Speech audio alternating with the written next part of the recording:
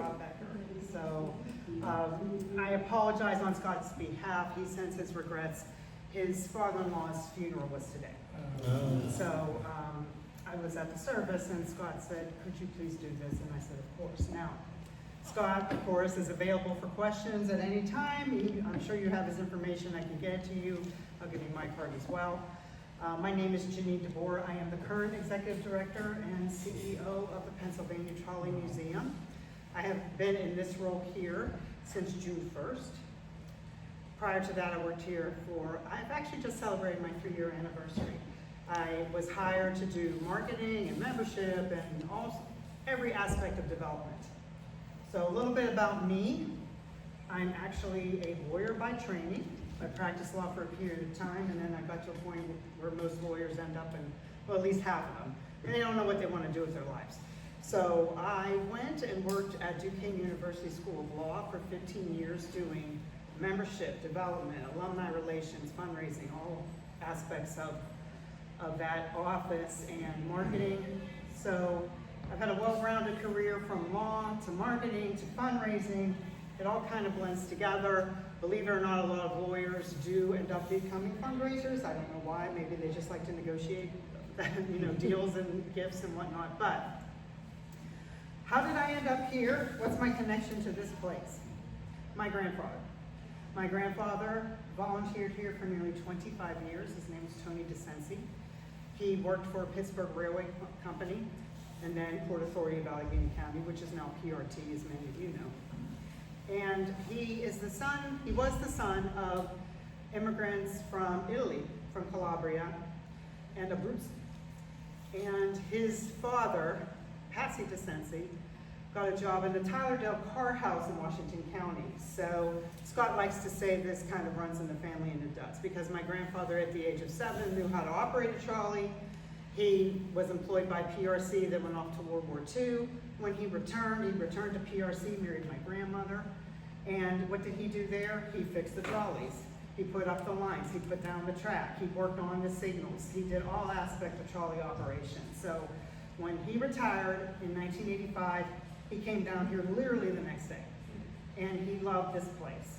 It meant everything to him, and they loved him. He was embraced because he could teach them the tricks and the shortcuts of fixing trolleys and whatnot, and putting up the lines and working on the signals. So long history here through him. And in fact, he preceded Scott Becker. Hi. Sorry, we started without you. Sorry. So I remember when Scott was hired. Scott was a good friend of my grandfather's. He attended Scott and his wife's wedding. So yes, I have a long history here. I love it here. Many of the volunteers who are still active here, I've known for decades. So that's me, that's how I got here, and I'm happy to talk to you today. And I'm not sure exactly what the PowerPoint is, but we'll go through it, and we'll see what we have going on. So I think Scott probably wanted to talk to you a little bit about, Tylerdale Car House where my grandfather was at. So this is a Washington car. In the 1940s, some folks who were very forward-thinking in Allegheny County in southwestern Pennsylvania realized that trolleys were not going to be around forever. In fact, trolleys were disappearing from cities in the 1930s. So around 1947 or so, they got together as the Pittsburgh Electric Railway Club, and they acquired some streetcars, 3 of them to be exact, and 2 are operating currently. 1 is to be restored. We still have those cars. And this is back in the height of the trolley era. This is actually a high floor. You saw one of these over in the building. This was probably the height of the trolley era, which was actually in the 1910s, probably right before Prohibition and the Depression. Now in Pittsburgh, trolleys ran much longer. So if you're from this area, you're probably thinking, hey Jeanine, I rode a trolley in the 1990s. You did, we have it. It might even be in operation today on the Drake line. But that was very rare. That did not happen. Now, do trolleys still run in Pittsburgh and cities? Yes, they do. It's light rail, same technology. So the T that you might take down to the North Shore is a trolley. And there are many other cities. There's about 22 in America. Of course, Toronto has a wonderful light rail system, if anybody's traveled. And of course, Europe, you've seen them. Wonderful systems. Asia has them as well. So the trolley era is not dead, it just looks a little different. So getting back to our roots, these guys collected some cars, formed a club, and then what are they going to do with them? What are they going to do with these 3 streetcars? So this is the Pittsburgh Railways Company map all the way, the interurban system. What does interurban mean? It means you can go from city to city, town to town. So this is from the city of Pittsburgh all the way out here to Washington City and then down to Charleroi district. It's split off here. This is Canonsburg, and this is right around where we're sitting right now. County Home, Arden, etc. Again, downtown Pittsburgh, this is the Greyhound station, as many of you may recognize, another streetcar, interurban coming down. Okay, this is a lovely scene. This is actually, now is this Bethel Park or Upper St. Clair? I believe this is Bethel Park. This is the trolley coming down through Bethel Park, which was farmlands. This is all farmlands way back when. Very lovely scene. All this rail, unfortunately, has disappeared. Now this is 1711. I'm not sure, what trolley did you ride today? 1732. Okay, so one of my favorite cars. Okay, we just rolled that out. I'm sure. Did you give them the history of 1713? Cool. 1713 is a sister car to 1711, and we have this car as well. This car it's coming down from Shannon, which is in Shannon Library, all the way down to Washington, Meadowlands. This is the last trip that it made down here. The interurban line was abandoned in about 1953. Which leads us to, how did we get the Pennsylvania Trolley Museum, how did we get here?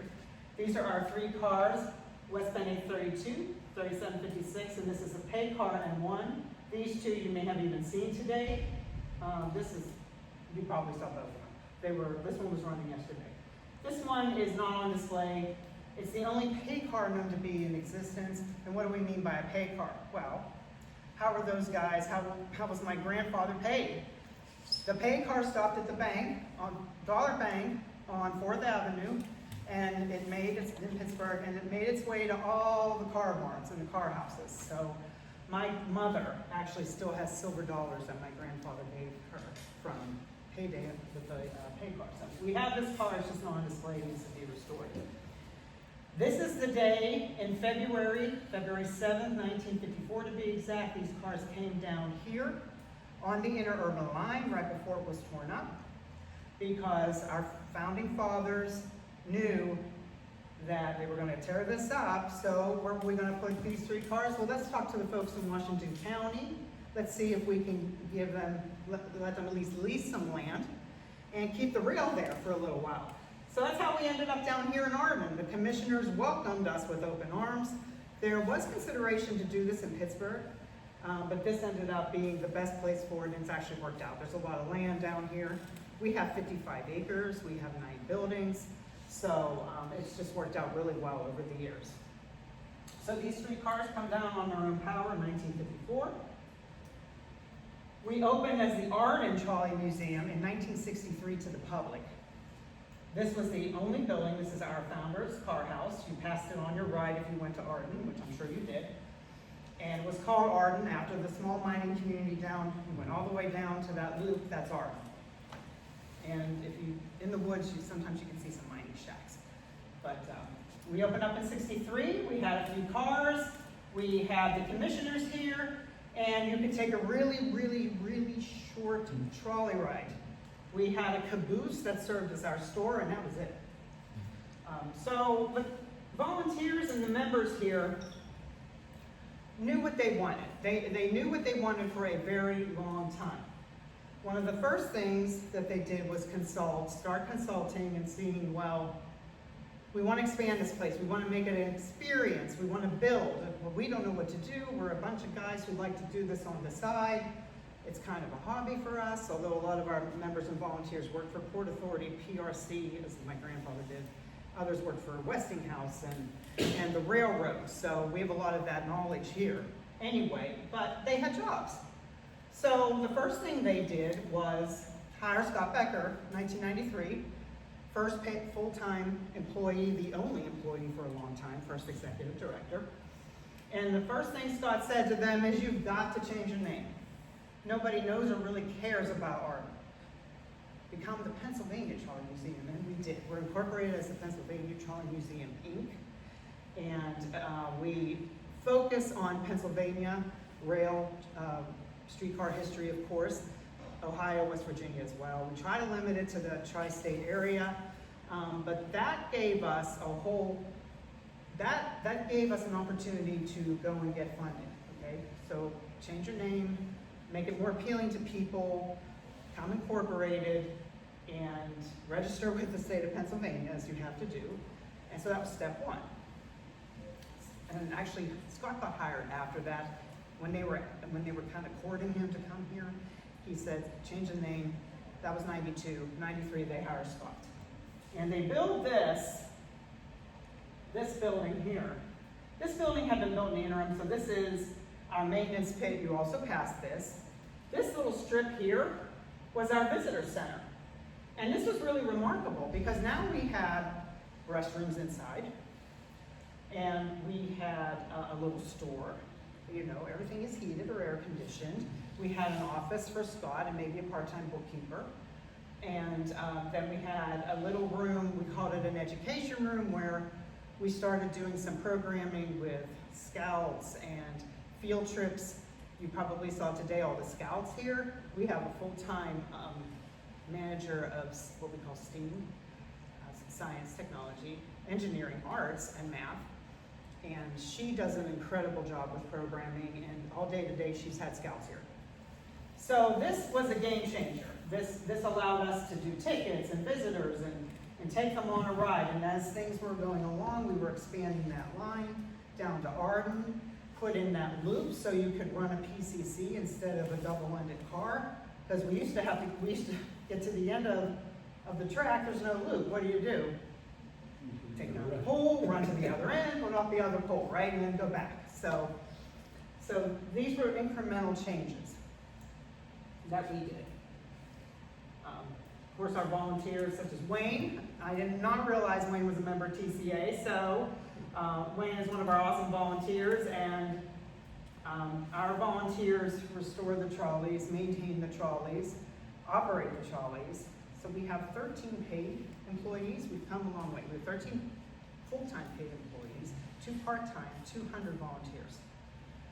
We couldn't do this without our volunteers. There's no way. It's too large. So our volunteers are our heartbeat, and we appreciate everything that they do. This is a lovely interior shot of our maintenance and restoration shop.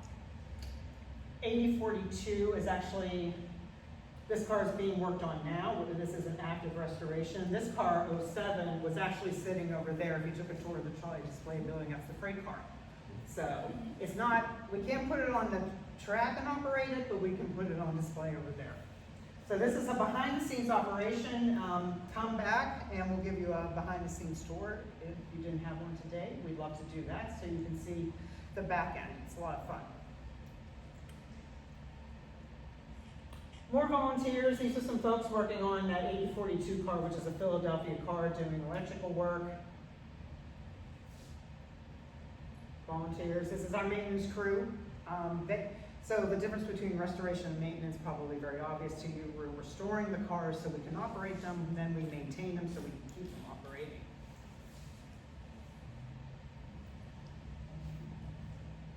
Okay. So this shot shows a couple of things. In 2005, this building here, the Trolley Display Building, was built and opened. It's a 28,000 square foot warehouse, as you saw. Not only does it house 22 of our trolleys that people can look at, and we like to rotate them. We do rotating exhibits. We have a new exhibit, which was the Jersey Shore car. I hope you all saw the cabin. If you have any questions about that, I'm happy to answer them, but I'm sure they told you about that over there. So we can rotate cars outside of that building. We can also hold events over there.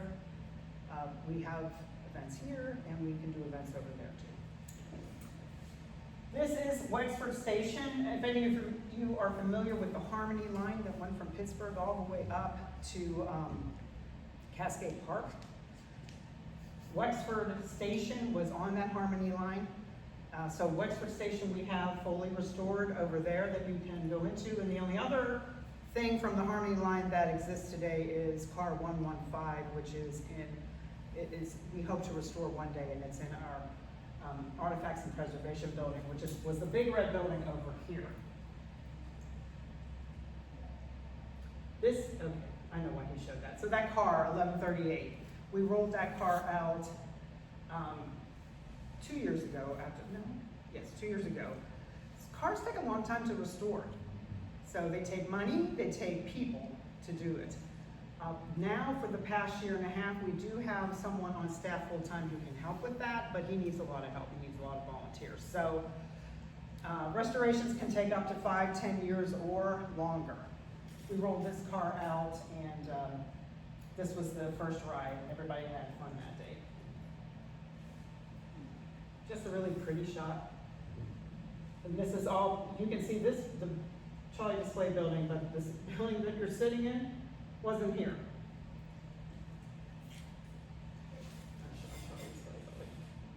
The horse car is really important because the horse car, going back to the history of rail and streetcars, which is what our mission is here, our mission is to tell the story of the trolley era. So it's start to finish trolleys.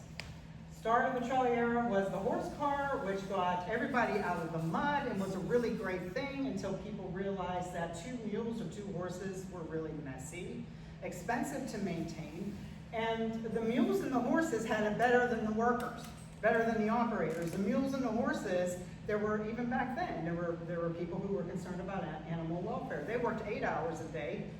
Operators worked 12. So that's the start of it. Oops.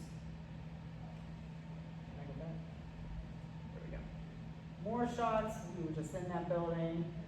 Up on the high level platform, which I'm sure you walked on, these are the Philadelphia cars. Again, this goes back to, we are at the Pennsylvania Trolley Museum. We have a lot of Philadelphia cars.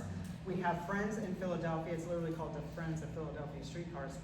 And others from the East Coast who really believe in what we're doing here. So when we get a car, they know that we're going to restore it, and we're going to maintain it, and we're going to operate it. So we're very grateful for their partnership. Jersey Shore, which is now a cabin. You all know the story of Jersey Shore? Everybody know it? Okay. Again, so we have events over there, and we have them over here. The building that we're in right now is a 21,000 square foot construction that was completed, and the ribbon was cut literally 2 years ago today. So today is the second anniversary of this building being open. Massive, massive capital campaign. The wrinkle, the curve, and all that is that COVID came along. So, you know, we had a hiccup, but we kept going. The room that you're sitting in, there are 2 rooms just like it. We can open this up, and we can have a really big event, including our gala. We have a major fundraising gala every year. The last 2 years, the theme of it has been, guess what? Roaring 20s, Prohibition.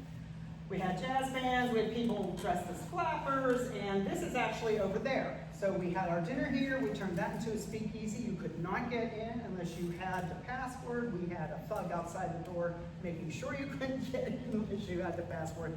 It was a lot of fun. And it's a major fundraiser for us. This is in that freight car that I just talked about. We had people sampling spirits because it was this speakeasy. This is our staff as of the event in May. Most of our staff.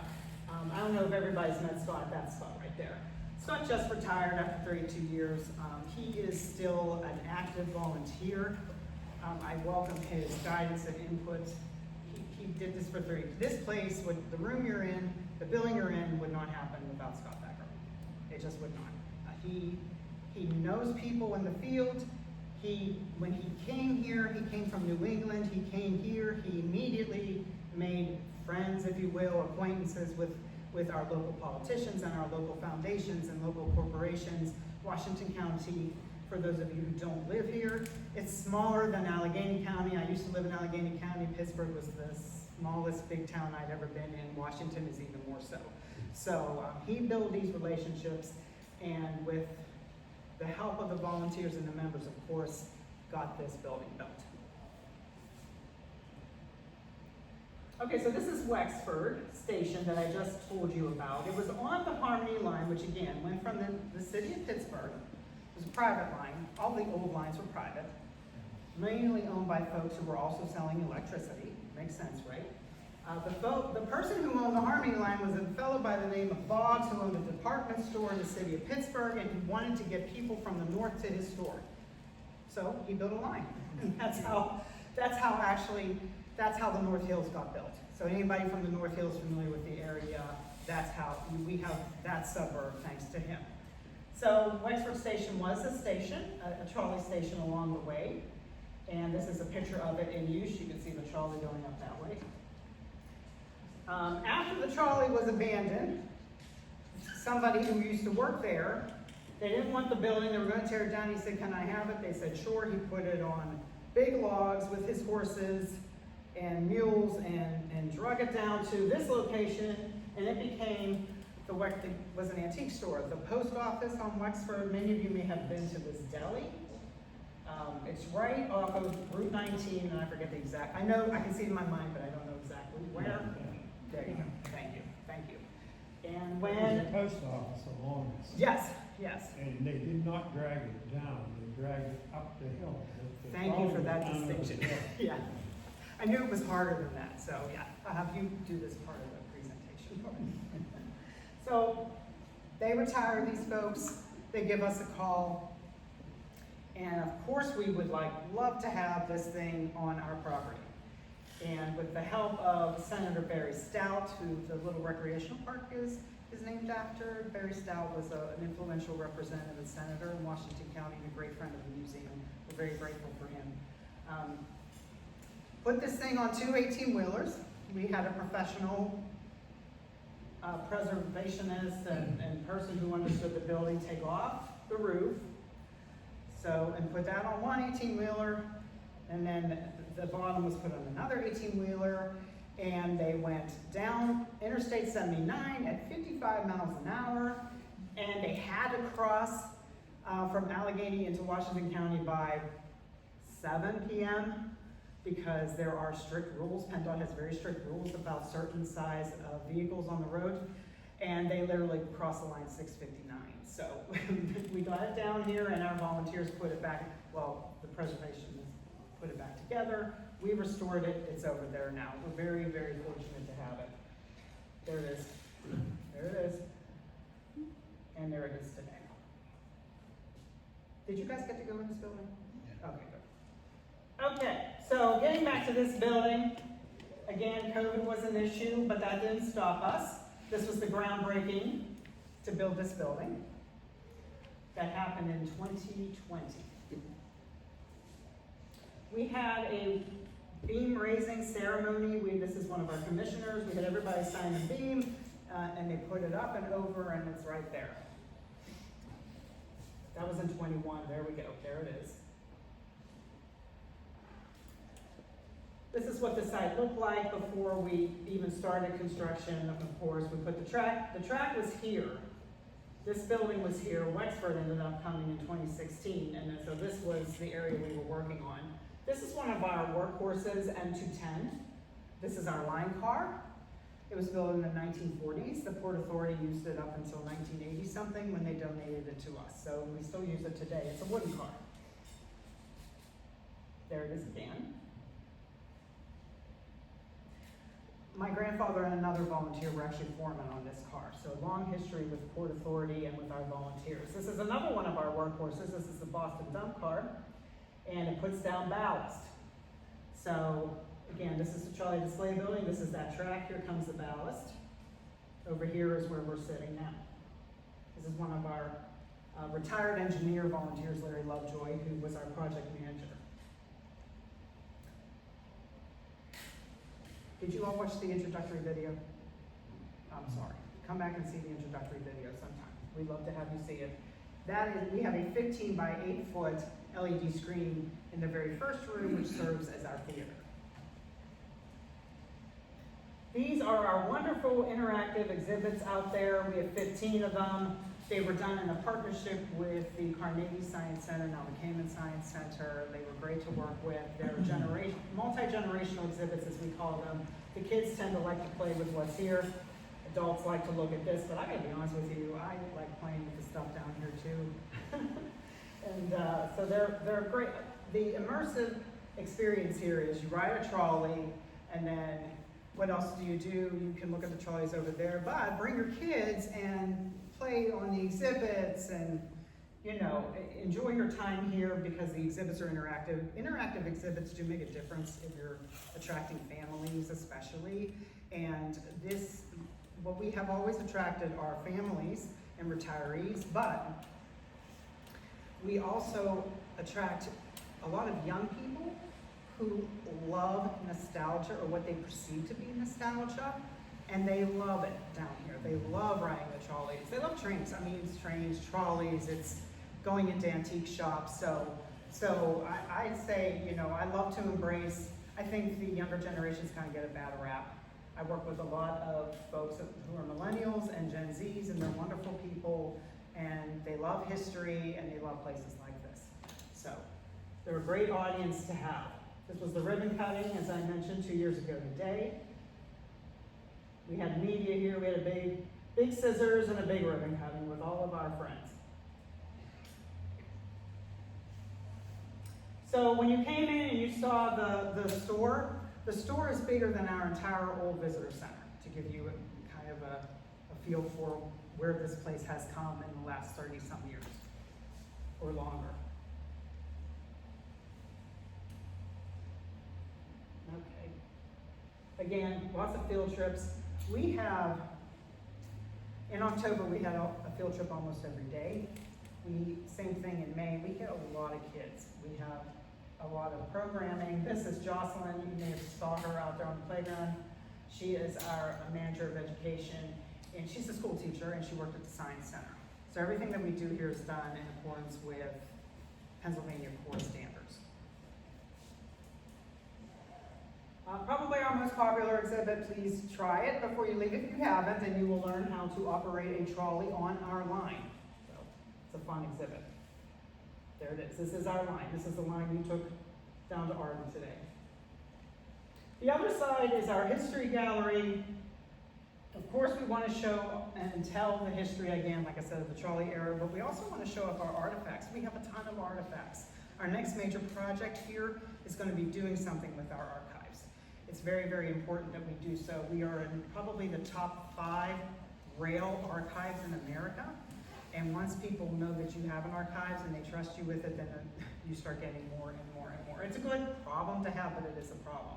So we want to be able to rotate these exhibits out, show more artifacts. Big space in the center over there that currently is a terrible trolley exhibit. We want to keep switching out for exhibits, giving people a reason to come back. Again, this room, next room, all the partitions down, this is our gala. So you can see how this room changes with lighting and whatnot. It's a very elegant affair. We do have weddings, we do have proms, we do have conferences. And I'm telling you all this because I know that Scott told me that you guys were kind of looking at next steps and where you are and what you want to do. So if it's too much information, I apologize. We can talk afterward. No, please. Okay. So this is my goal now is that we are sustainable. Are we going to have projects? Yes. We are currently, you probably saw mud over there. We're going to put a big pavilion outside, a 3,500 square foot picnic pavilion that will not only provide a place for our guests and visitors to have lunch, but field trips, all the kids can go out there if the weather's nice. We won't make them go out there in the snow. But again, rentals, another, a family reunion, an outdoor wedding, whatever. So it's another way for us to generate revenue to be sustainable. My goal is to be sustainable. And what that means is creating revenue.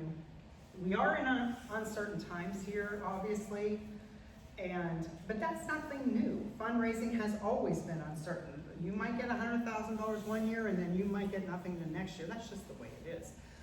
But if you can think of ways to be self-sustaining. So we knew we wanted to have this big space to do this.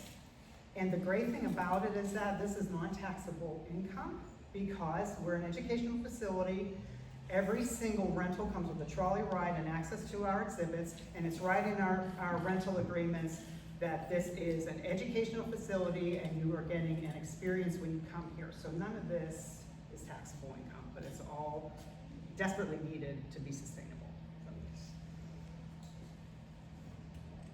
Field trips again, I cannot tell you how fortunate we are to have a dedicated classroom and somebody who's able to do this full time.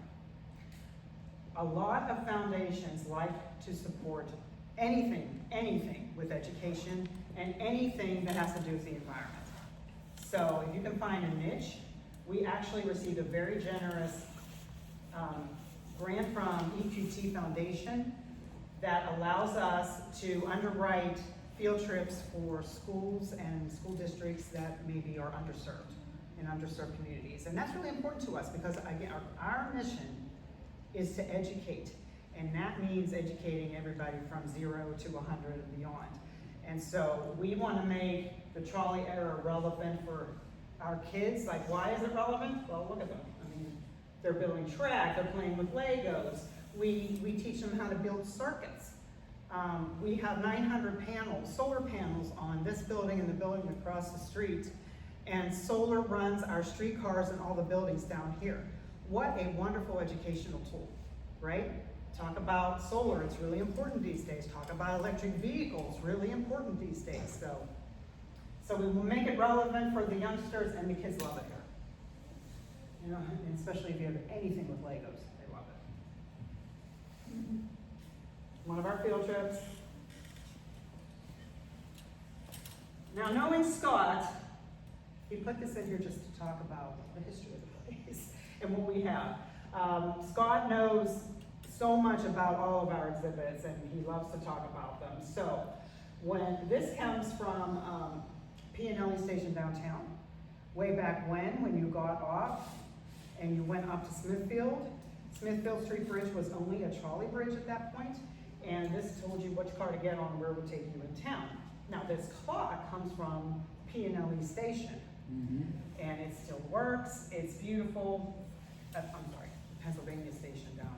It's now an apartment complex. I will tell you, I did get the backstory on this.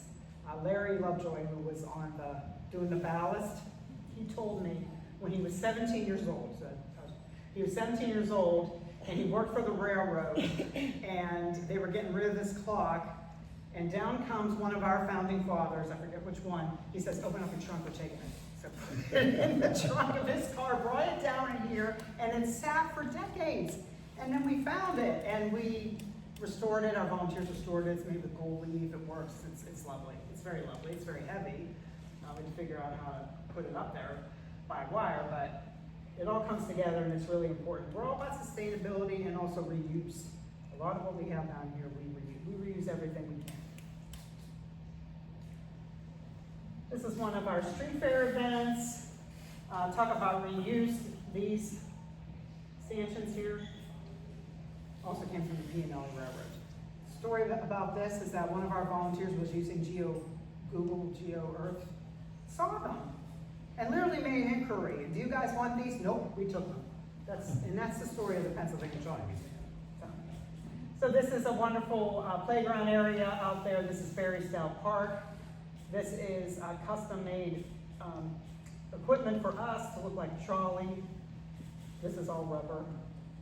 I love walking out there when my feet get sore, just because it feels good. We do a lot of photo shoots. We have folks come down with their cameras. We have a couple of operators who love photography, and they take photos and do it professionally. And so this was a photo shoot for fall. Legos.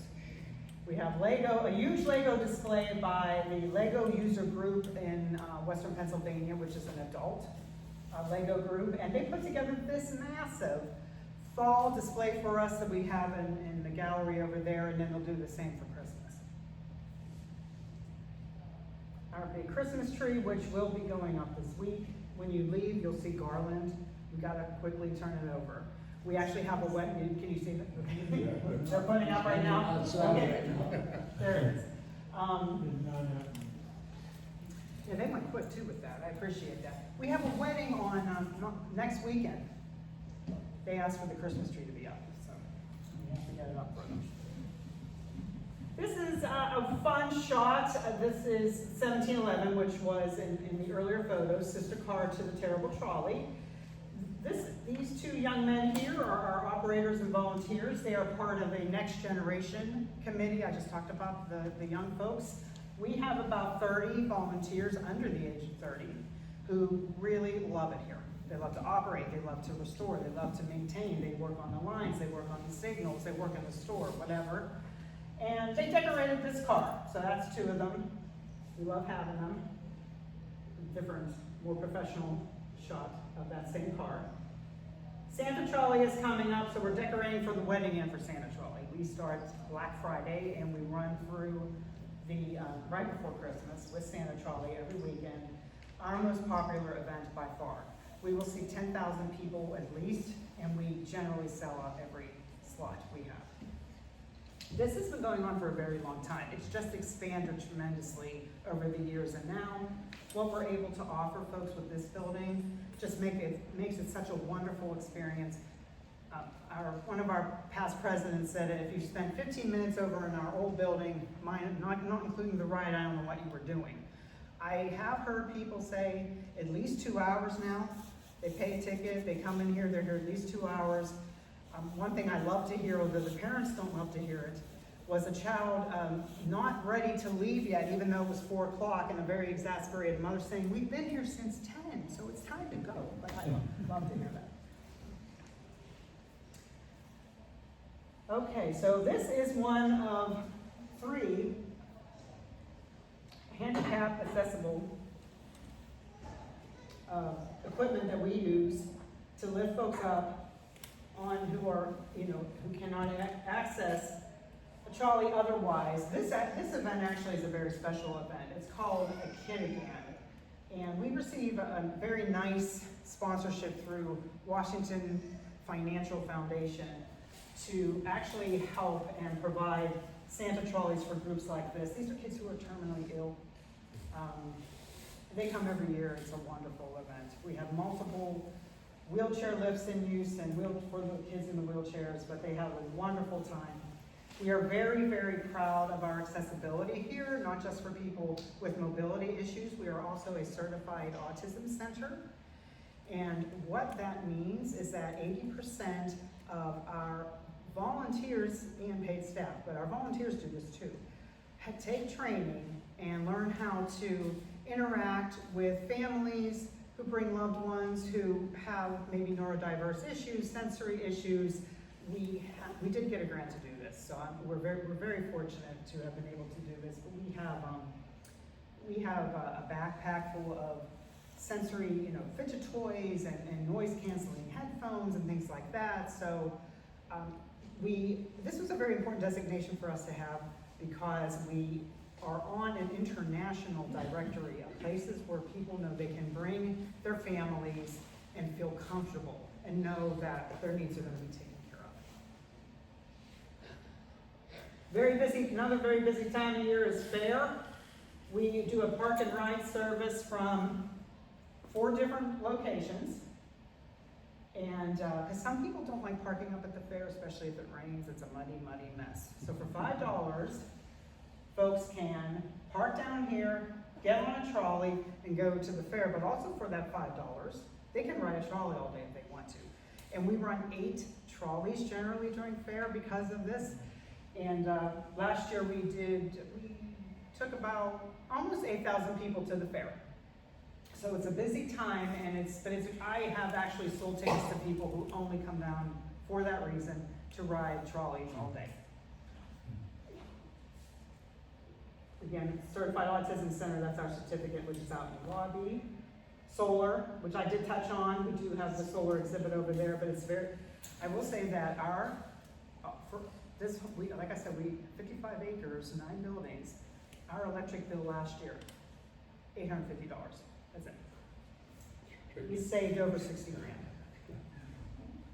There's some of them. We have over 900, and I have an electrical engineer who's retired who wants to add more, so. We're just waiting for our solar credits. There they are putting up the solar, see the guys. There's another shot. We won 2 awards this year, actually. We were recognized for this project by, we received a Lodestar Award and recognition from Penn Environment. Love this shot for that reason, showing off our solar and showing off all the cars that were parked here for our Anything on Wheels event, which is in early June. This is the area that's, looks a little better than that, but that's where our pavilion is going to go. Or, yeah, our picnic pavilion. Volunteers again. Wayne, are you on this one? Wayne? Am I? No, we got to get one of you up here. Going back to our next generation committee with our youngsters, here they are painting the car for us, and this car, this is one of our sweeper cars, which you saw in the Trolley Display Building. There they are, with the finished product. I'm going to tell you a story about this young man. You probably wouldn't want me to tell you this, but when he was looking for a job in high school, he's in college now. When he was looking for a job in high school, he went to Kennywood. And he applied, and they said, okay, well, we'll put you on, you know, you see the kids at Kennywood, we'll put you on a ride, we'll put you in the concessions. And he said, no, I want to work in your maintenance shop. And they're, what are you talking about, you know?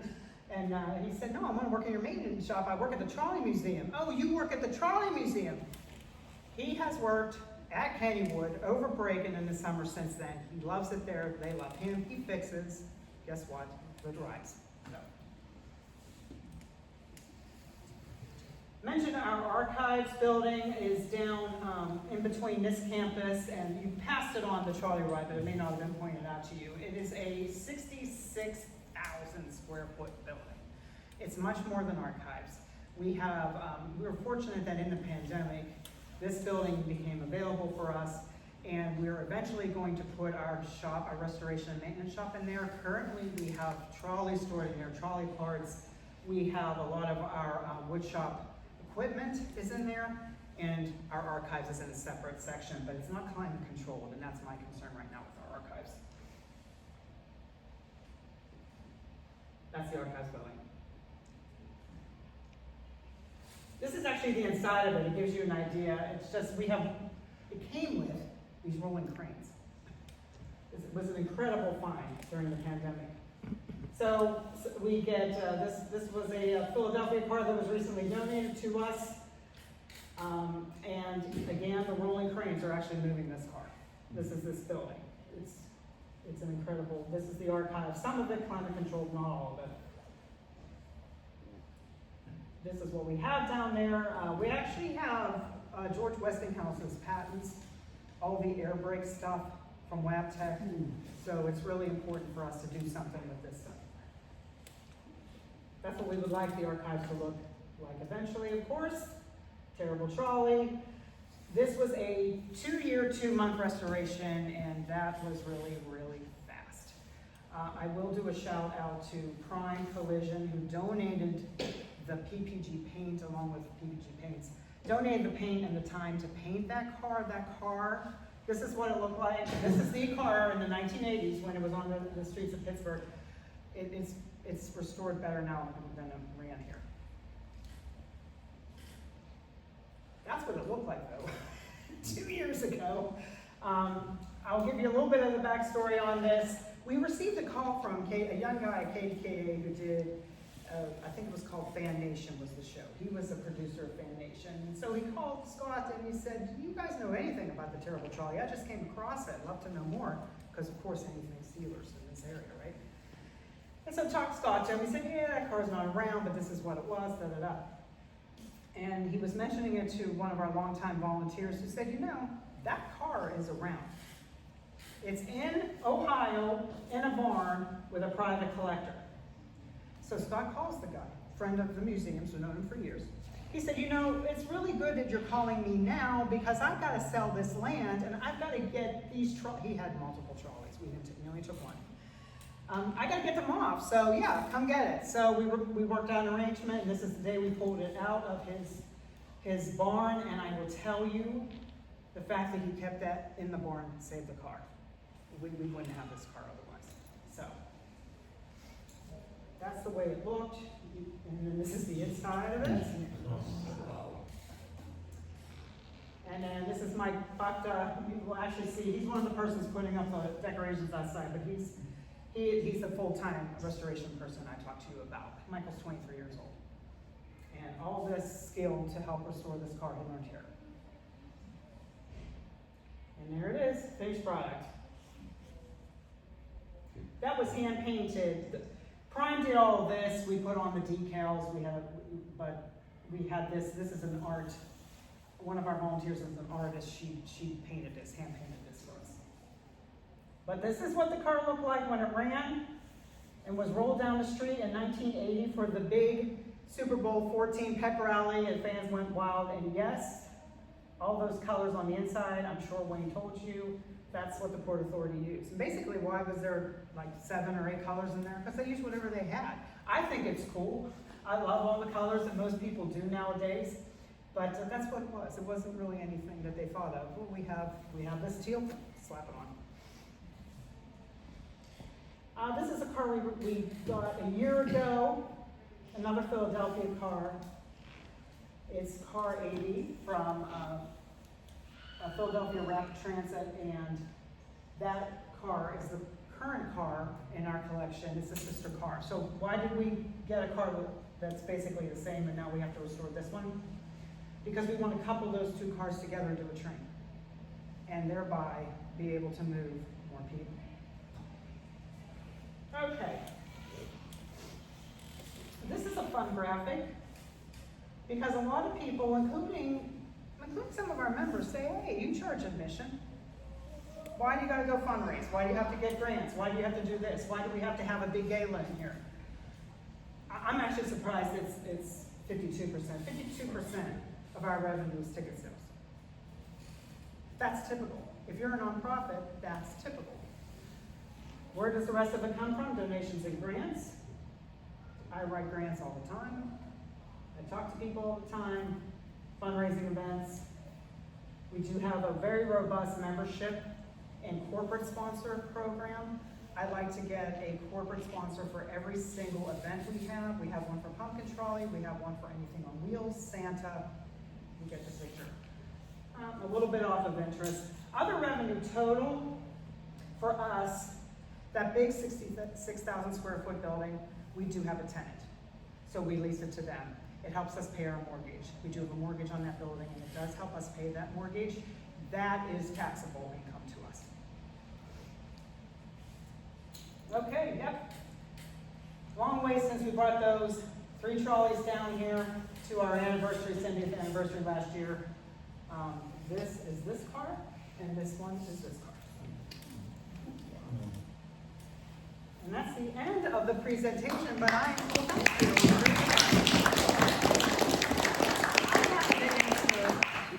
any questions about us, any concerns you have about you, where, anything you want to ask me, I'm happy to. At any point, do you anticipate extending the line elsewhere? No, we do not. We are done extending the line.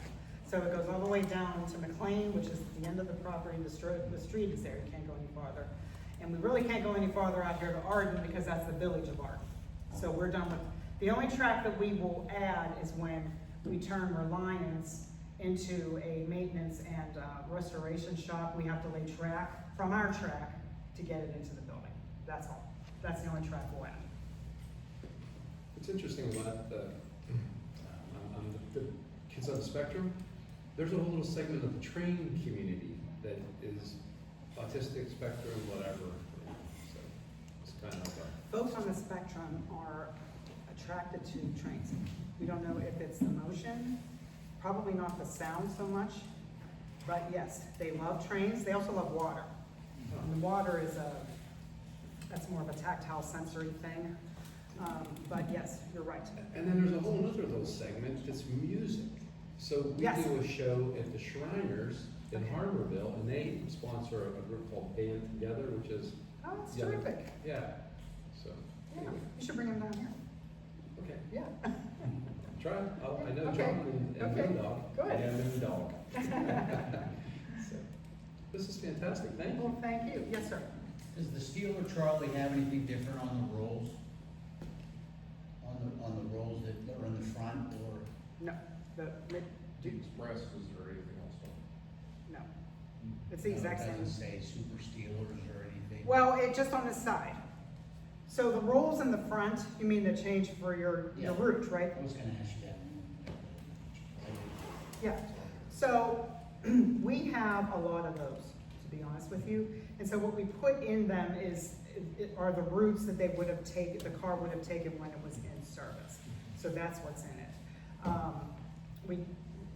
We could, like if you have a birthday party, sometimes, happy birthdays, it goes up there. But generally, the signs, the route signs, the rolls are authentic and they're antique as well to the route that the car was on. That's what we try to do with the car. Yeah, I just didn't know if a Steeler Trolley had anything different. No, just as you saw it on the side, that's the trolley that was rolled out in 1980. We totally copied it. Yeah, we meticulously copied that part of it. The other interesting thing is one of your founders was Lou Redmond. Yes, And he's also one of the founders yes, of yes, TCA. yes. Right? I think there was probably a lot of crossover. Same time, 1954. Yeah, a lot of crossover. And Ray Galbraith, not Yes. that? Okay. Ray Galbraith. And I just know Carol Redmond. I think all of, we have like 11, I think they were all involved with GCA. I think, right? I'm pretty sure they were. I need to learn more. Yeah, because there was Ray Galbraith and Yes. Carol Redmond's daughter was Yes. called Uncle Gabby. So Uncle Oh, Gabby used to get out. yeah, okay. Do you guys have a mission statement? We do. Okay, Yes. good. Yeah, our national organization has a mission statement, and to the preservation and education of tin plate toy trains, and we actually have a museum library in Strasburg, Pennsylvania. Yes, okay. So we have bricks and mortar, and then we just lost our librarian, and we're getting better at social media, and all that kind of. I will say marketing is huge, it's expensive. We have gotten large grants to be able to do billboards, but I don't say you need billboards necessarily, but again, if you can get a grant for them, they're great for that reason, because especially if you can get them strategically placed in the area. But social media, find somebody to do, if you don't do it actively, you should be posting like 3 to 5 days a week, really, for social media. Yeah, I'm And kind that's- of have my hands in on that project, and we're trying to. Oh, I know, and everybody has lives and stuff like that. I mean, I totally get it. Yeah. But that social media is the way you'll get the word out. Yeah, for sure. Big time. One good video. Oh, yeah, the reels? Oh, yeah. Yeah. Anything else? Awesome. Well, Yeah. Thank you very Oh, much. thank you, I appreciate Thanks everybody for coming out today. it. And like I said, if you want, I'll leave my card if anybody wants it. I would- If you want to get a hold of Scott, I guess he's sorry he couldn't be here, but Scott is always available. I told him he should become a king. I think Ben was maybe.